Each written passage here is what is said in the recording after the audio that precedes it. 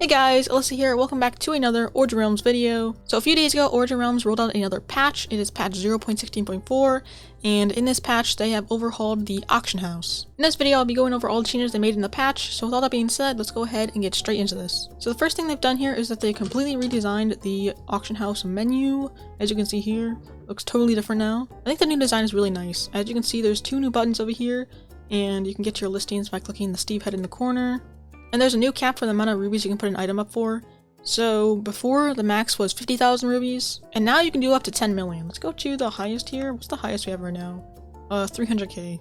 As you can see, there's all these pretty expensive items up here at the moment. I don't think I've seen anyone list an item for 10 mil yet, besides an admin when this update first came out. And there's a very good reason for that. And that's because now, if you want to list an item, first you have to pay 2% tax before you can do that. So let's go ahead and list this total we're keeping here. Let's do 1,500.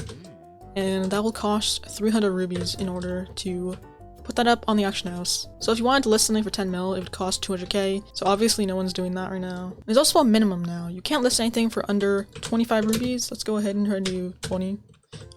Yeah, 25 is the minimum. And 25 is also the minimum amount for the listing fee. So if you list something for 25, you get nothing out of it. So yeah, there is a tax now when you list items, which I think is a good thing. So people don't like put items up there for like outrageous prices. Because sometimes you'd have those people who put like a block of cobblestone up there for like 50,000 rubies. And now if you want to do that, you would have to pay a decent amount of rubies first. Anyways, back to the auction house now. You can now sort through items, which is a really good feature that they finally added. As you can see, there's blocks, furniture, tokens, farming, enchanting, gear, seasonal, minerals, and other. And we also have this other button here where you can sort it by most recent, ending soon, highest price, lowest price, and item name. I don't really know why I'd search by item name. I don't think I've ever used that yet. I guess it'd be convenient if you want to search for a specific item that begins with an A.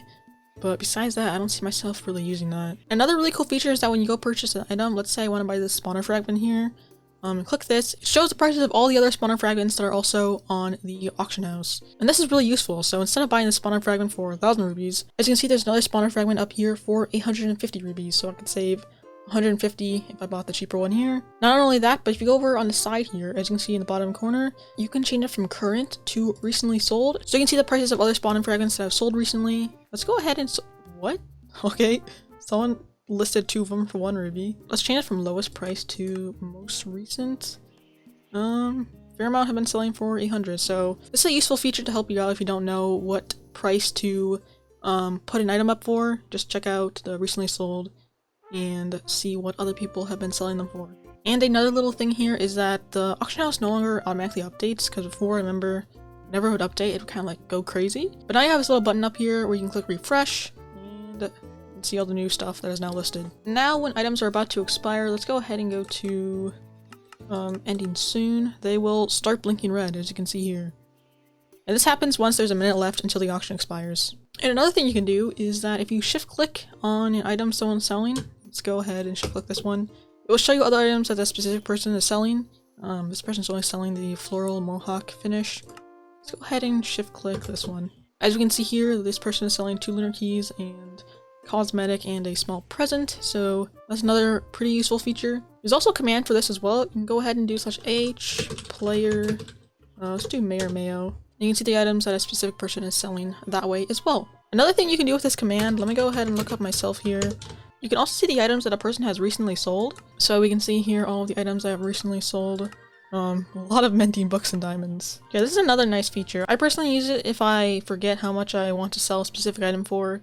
So I'll just look at how much I sold it for in the past. I also use it to see if someone actually ended up selling a specific item they put up. There's also another really useful command. Let's just say you don't want to look through the auction house to find a specific item. You can just go ahead and do /ah find, let's say we want a totem of keeping. Type that in, and you can see all the totems of keeping that are currently on the auction house. You can also do the same command with a specific item in your hand.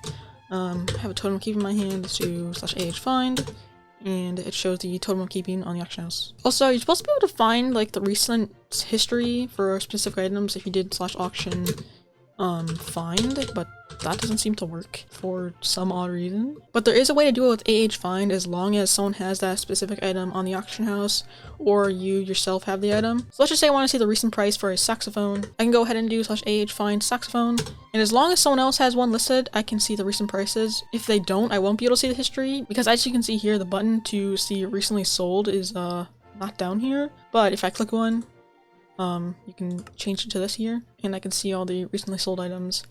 Or if you have the item itself, you can also do that with age find. You can see recently sold. But if you don't have the item, you search it up, and you want to see the recent history, and no one else is selling that item, then you can't see the recent history of the item because that icon is not there in the corner unless you click that. So yeah, that can be slightly annoying. That wouldn't be a problem if the auction find command actually worked, because that's supposed to be a command according to the patch notes, but it doesn't seem to work.